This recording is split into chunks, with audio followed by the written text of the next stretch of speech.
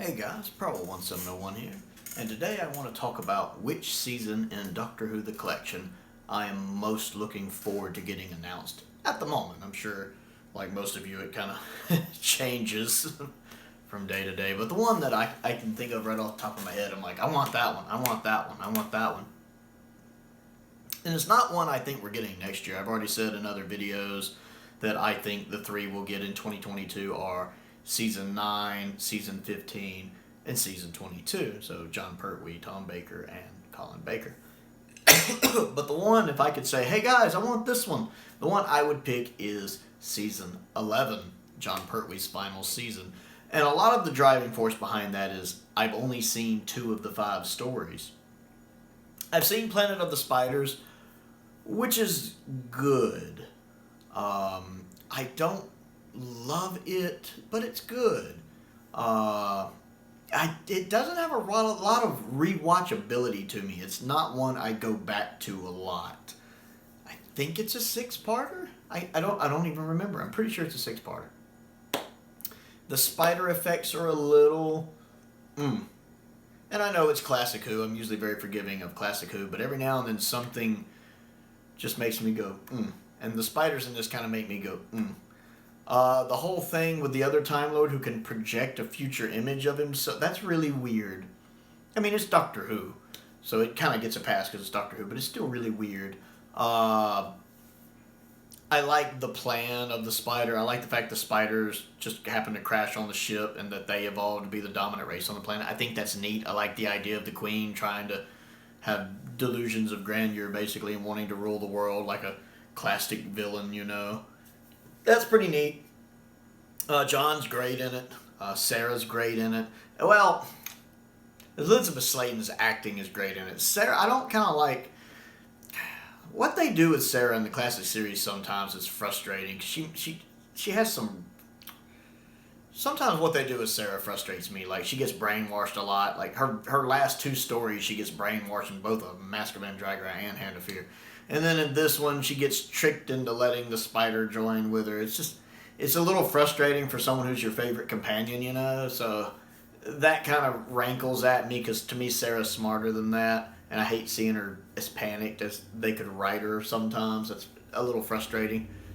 And I think it was for Elizabeth as well. John is good in this, though. I really enjoy John in this. I love that his last story, he really gets to kind of be action doctor. You know, he has like the car chase, gets to be in the air, he gets to go by boat. He kind of really gets to have a last hoorah, so to speak. It really is a big adventurous romp for a good bit of it, which I like.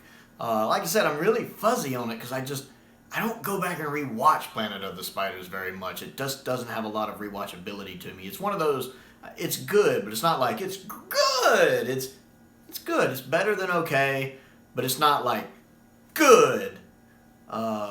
It's in the middle somewhere. I need to give it a rewatch, but I'll probably wait until the Season 11 box set comes out to give it a rewatch. And then I've also seen Death to the Daleks, which I like. I think Death to the Daleks is an underrated story.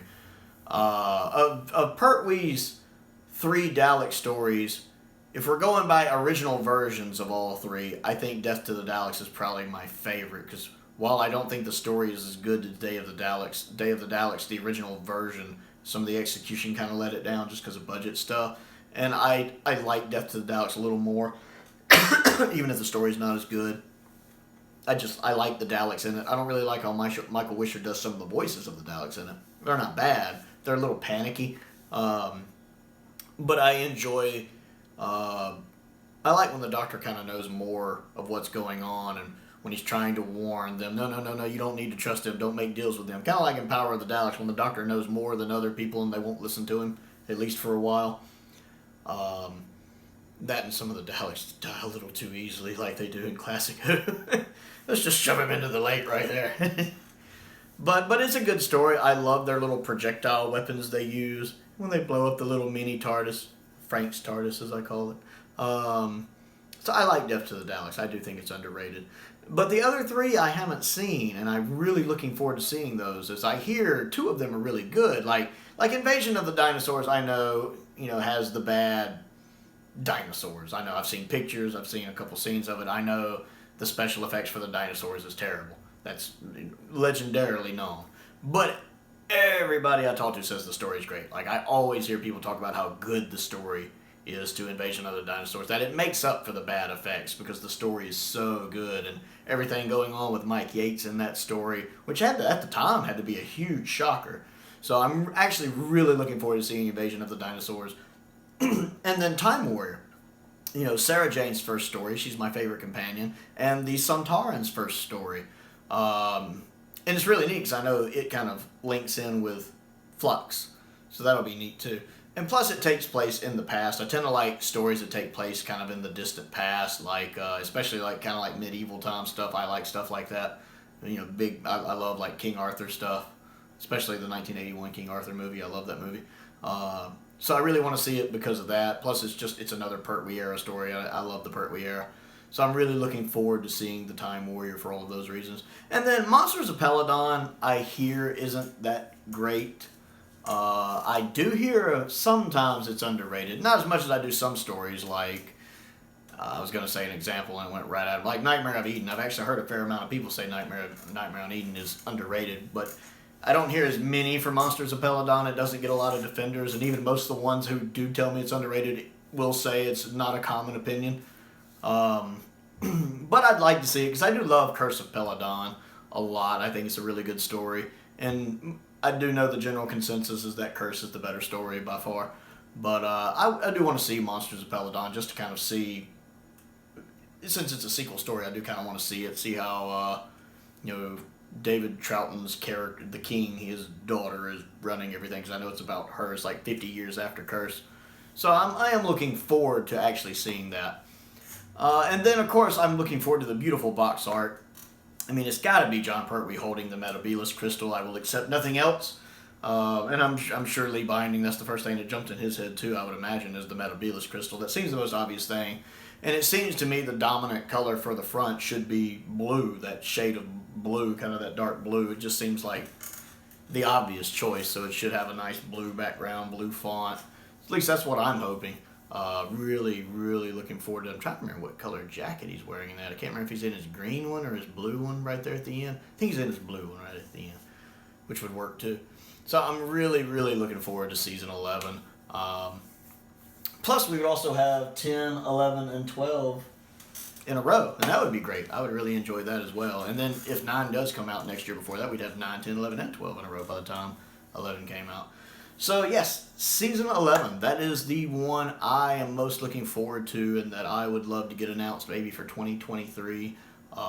What do you think of Season 11, and do you are you looking forward to it coming in the collection sooner or later, and where it would rank in the Pertwee seasons that are left? I'd like to know what you guys think. So comment down below and let me know. Other things to do, click the like button, click the subscribe button, click the bell for notifications so you never miss out on another video. I am currently trying to get the channel to 1,000 subscribers, so if you haven't clicked the subscribe button yet, I would certainly appreciate you doing that. I also have a Patreon if you like what I do and would like to contribute to what I do. There is a link to that down in the description below. I just got a new subscriber recently. The Fifth Doctor is actually his screen name here, and he joined at my top tier level. I want to give a very special shout out and a thank you to him for that, and another thank you to all of my other patrons as well. I appreciate every single one of you. I actually have a couple polls going right now that'll be going probably till around Christmas or New Year's, depending on when this video goes out. One is voting on which classic Who story I will be reviewing next, and one is voting on which 10th Doctor story I will be reviewing. And both of those reviews will be patron exclusive, so only my patrons will have access to those reviews. So if that's something you might be interested in, pop down in the description, click on that link and check that out. Most importantly though, thank you for watching.